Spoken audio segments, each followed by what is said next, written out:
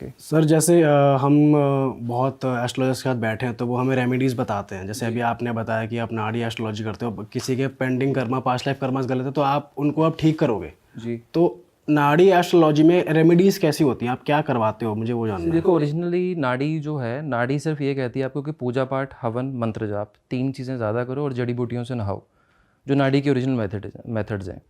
अगर आप प्रॉपरली अगर रेमेडीज़ की बात करोगे तो रेमेडीज़ के लिए लाल किताब जानी जाती है ज़्यादा, जो मोस्ट एक्यूरेट है, जिनका घंटों में रिजल्ट आता है। ऐसी रेमेडीज़ लाल किताब में है। तो नाड़ी एस्ट्रोलॉजी में ऐसा कुछ नहीं होता कि तुम्हें चावल दान करने हैं, हल्दी देनी है या फिर गाय को ये खिलाना है। देखो, रेमेडीज़ जो है, रेमेडीज़ 3-4 तरह की मेजरली होती हैं। एक चीज़ होती है आप मंत्र जाप कर लो। दूसरा होता है कि आप जैसे ग्रहों से जुड़ी हुई चीज़ें हैं, जैसे चावल चंद्र के होते हैं, आप उसका दान कर लो, या दूध का दान कर लो, या कच्चा गेहूँ दान कर लो, ये दान में आ जाती हैं। फिर होती है फीडिंग्स की बात आती है कि आप डॉग को फीड करो, बर्ड्स को फीड करो, इस तरह की चीज़ें आती हैं। और लास्ट में आता है जेमस्टोन, जिसमें सबसे ज़्यादा लोगों को बेवकूफ़ बनाया जाता है।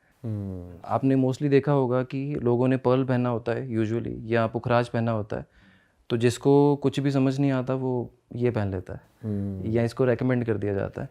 पर इसको सर कहते हैं ना यूजुअली चार्ज करके ही पहनना चाहिए, तो वो भी वर्क नहीं करता अगर चार्ज आपको मिल रहा है? वर्क करती है। मैं किसी साइंस को क्रिटिसाइज़ नहीं कर रहा हूँ, या किसी भी साइंस को मैं गलत नहीं बोल रहा हूँ, बट जब आप किसी चीज़ को एनालाइज करते हो ना, फर्स्ट ऑफ ऑल देखो, डॉक्टर के पास अगर मान लो कि किसी आप कार्डियोलॉजिस्ट के पास जा रहे हो, या किसी डॉक्टर के पास जा रहे हो, अगर आपको ये पता है उस टाइम पे कि किसी को हार्ट की प्रॉब्लम होगी, ब्लॉकेजेस होगी, तो स्टेंट डलेगा उस टाइम पर, ठीक है।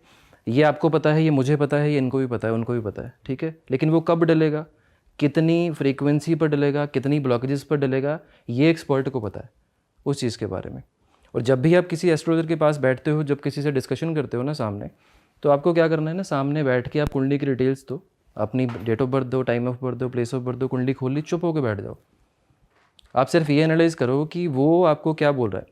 99% एस्ट्रोलॉजर्स क्या करते हैं कि आपको आपसे ही पूछकर आपको ही बोलते हैं, हाँ मोस्टली। 99%।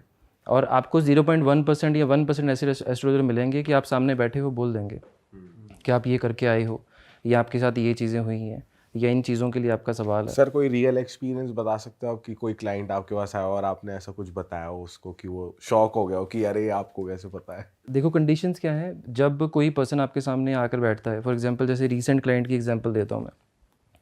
तो एक क्लाइंट जैसे मेरे पास आया, तो मुझे जैसे क्लाइंट को देखकर कुछ हमारे जैसे कुछ ग्रहों की निशानियाँ होती हैं कि इन ग्रहों के हिसाब से जैसे ये चीज़ें ख़राब होंगी या चीज़ें अच्छी होंगी। तो मोस्टली जैसे क्लाइंट सामने आया तो एनालाइजेशन जो हमारी होती है चार्ट खोलने से पहले की, तो फर्स्ट चीज़ मैंने उनसे ये चीज़ पूछी कि आपके घर में कोई भी म्यूज़िकल इंस्ट्रूमेंट पड़ा होगा। तो उन्होंने पहला आंसर बोला कि हाँ, ये चीज़ पड़ी हुई है हमारी। सेकंड मैंने पूछा कि आपकी सिस्टर की लाइफ में प्रॉब्लम होगी, तो उन्होंने उस चीज़ पर भी हाँ बोली। और थर्ड चीज़ जो थी, मैंने उनको बोला था कि आपके घर में किसी को स्टोन्स की प्रॉब्लम है। इन 3 चीज़ों से मुझे क्लैरिफाई हो गया कि उनकी लाइफ में ये प्लैनेट की प्रॉब्लम चल रही है। देन आफ्टर मैंने डिटेल जब मांगी उनसे, तो उनकी मेडिकल इशू ही निकला उन चीज़ों के ऊपर। और उसका इलाज सिर्फ इतना ही करवाया मैंने कि ब्लैक कलर की सॉक्स पहनवाई, और वो पर्सन उनका आईसीयू से बाहर आ गया। ब्लैक कलर की सॉक्स पहनने से? हाँ, ब्लैक। इतनी इजी रेमेडीज? हाँ, इतनी ईजी रेमेडीज। वाह। वाह सर। तो ये बेसिकली एनालाइजेशन है आपकी, कि आप एनालाइजेशन करोगे तो उसके हिसाब से चीज़ें हो जाएंगी सारी की सारी। प्रॉब्लम यही होती है कि आप एक्चुअल पिन पॉइंट नहीं कर पाते कि प्रॉब्लम है क्या एक्चुअल में। ये चीज़ होती है।